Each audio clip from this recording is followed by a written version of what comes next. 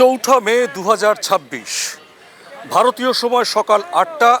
এই মুহূর্তে গোটা ভারতবর্ষের মোট 5টি রাজ্য তামিলনাড়ু, অসম, কেরালা, পুদুচেরি এবং পশ্চিমবঙ্গ একই সঙ্গে ভারতীয় সময় সকাল 8টায় শুরু হচ্ছে রাজ্যের এই 5টি বিধানসভা নির্বাচনের গণনার কাজ।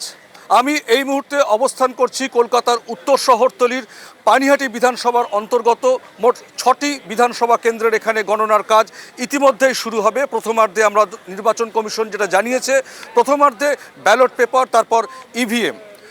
সেই জায়গা থেকে দাঁড়িয়ে এই বিধানসভার যে 6টি বিধানসভা উত্তর দমদম, দমদম, কামারহাটি, বরানগর এবং পানিহাটি এবং খড়দার এই স্ট্রং রুমে, অর্থাৎ গুরু নানক ডেন্টাল কলেজের এই স্ট্রং রুমে আমরা দেখতে পাচ্ছি ইতিমধ্যেই গণনা কর্মীরা এবং প্রশাসন, রাজ্য প্রশাসন, ভোট কর্মীরা, নির্বাচন কমিশনের প্রদত্ত যারা কর্মী রয়েছেন তারা এবং একই সঙ্গে কেন্দ্রীয় বাহিনী এখানে রয়েছেন।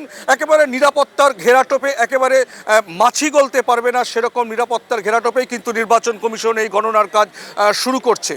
এখনো পর্যন্ত যেটা খবর, গতকাল নির্বাচন কমিশন ভারতীয় সময় দুপুর 2টোর সময় একটি নোটিফিকেশন জারি করেছিল। গণনা কার্যে যদি কোনো গাফিলতি হয়, সেখানে যদি তদন্তে ধরা পড়ে, তাহলে কিন্তু একেবারে শাস্তি যেমন হতে পারে, চাকরিও চলে যেতে পারে। তো যাই হোক, পশ্চিমবঙ্গে এই মুহূর্তে মোট 77টি গণনা কেন্দ্রে এই কাজ শুরু হচ্ছে। 177 জন অবজারভার রয়েছেন, কাউন্টিং অবজারভার, এবং 77 জন পুলিশ অবজারভার যেমন রয়েছেন এই কাজকে সম্পন্ন করার জন্য।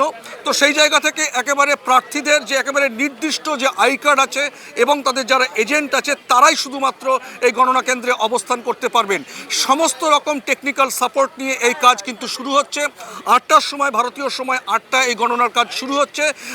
যত বেলা গড়াবে, 10টা, 10:30, 11টা, 12টা, এইভাবেই কিন্তু গণনার কাজ শুরু হবে এবং দুপুর 3টে নাগাদই কিন্তু আশা করা যাচ্ছে যে পরিষ্কার হয়ে যাবে পশ্চিমবঙ্গ সহ আর 4টি রাজ্যে, মোট যে 5টি রাজ্যের যে ফলাফল কী হতে যাচ্ছে।